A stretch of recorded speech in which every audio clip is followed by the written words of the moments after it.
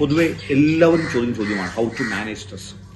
Especially competitive എക്സാമിനേഷനൊക്കെ വരുമ്പോൾ stress ഭയങ്കരമായിട്ട് നിൽക്കുക. പക്ഷേ ഈ സ്ട്രെസ്സിന്റെ കാരണം എന്താണെന്ന് ചിന്തിക്കുന്നത് ആദ്യം. കാരണം പൊതുവെ സ്ട്രെസ് മാനേജിനേക്കാൾ അത് ഒഴിവാക്കാനുള്ള സാഹചര്യം ക്രമീകരിക്കുന്നതാണ് ഏറ്റവും പ്രധാനപ്പെട്ടത്. അത്തരം ഒരു ഏരിയയിലേക്ക് ആരും ഫോക്കസ് ചെയ്യാറില്ല. ശരിക്കും നമ്മുടെ ഫസ്റ്റ് ഫോക്കസ് വേണ്ടത് ക്രമീകരിക്കുക. That means we are on schedule. Right, നമുക്ക് കൃത്യമായ ഷെഡ്യൂൾ ഇല്ലാതെ പ്രത്യേകിച്ച് കടല് മൂലൊക്കെ പഠിക്കാൻ കിടക്കുമ്പോൾ നമുക്ക് തോന്നും okay still we can manage, നമുക്ക് ദിവസങ്ങളുണ്ടല്ലോ. ഒരു പ്രോ ആക്റ്റീവ് അപ്രോച്ച് ഇല്ലാതെ നമ്മളിങ്ങനെ വളരെ കാഷ്വൽ ആയിട്ട് കിട്ടുന്ന ക്ലാസ്സുകൾ മാത്രം കൂടി ഒരു ടൈം ടേബിൾ ഇല്ലാതെ മുന്നോട്ട് പോകുന്നുണ്ടാവും. പക്ഷെ ആദ്യം നമ്മുടെ എല്ലാം ഒരേ മൈൻഡ് സെറ്റ് ആവണമെന്നില്ല. പക്ഷെ ഒരു ഫോക്കസ്ഡ് ആയ എല്ലാവരും ചിന്തിക്കേണ്ടത് ആദ്യം കൃത്യമായ ഷെഡ്യൂൾ പോകുക എന്നുള്ളതാണ്. അപ്പൊ മറ്റു ചോദ്യം മനസ്സിലേക്ക് വരും, ഈ ഷെഡ്യൂൾ ഉണ്ടാക്കിയാൽ അതനുസരിച്ച് വർക്ക് ചെയ്യേണ്ടത്. അവിടെയാണ് നമ്മൾ മനസ്സിലാക്കാത്ത സത്യമുണ്ട്.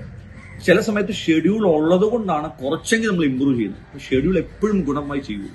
അപ്പം ആ ഒരു പ്രോ ആക്റ്റീവ് അപ്രോച്ചിൽ കൃത്യമായി ഷെഡ്യൂൾ ഉണ്ടായി മുന്നോട്ട് പോകുമ്പോൾ തന്നെ നമുക്ക് എന്ത് ചെയ്യും, നമുക്ക് തീർച്ചയായിട്ടും ഈ പറഞ്ഞ സ്ട്രെസ് എന്ന അവസ്ഥ ഉണ്ടാവില്ല. സ്ട്രെസ് മാനേജിനെ കുറിച്ച് നമുക്ക് ദീർഘമായി ചർച്ച ചെയ്യേണ്ടതുണ്ടെങ്കിൽ പോലും ആദ്യം മേക്ക് ഇറ്റ് എ ഷെഡ്യൂൾ. അതിന് what is the status, where you are now, നമ്മളിപ്പോൾ എവിടെ ആയിരിക്കുന്നുള്ളതാണ്. അതിനെ ക്രമീകരിച്ചുകൊണ്ട് മുന്നോട്ട് പോകുന്നതാണ് ആദ്യത്തെ പടി എന്ന് നമുക്ക് ചിന്തിക്കും.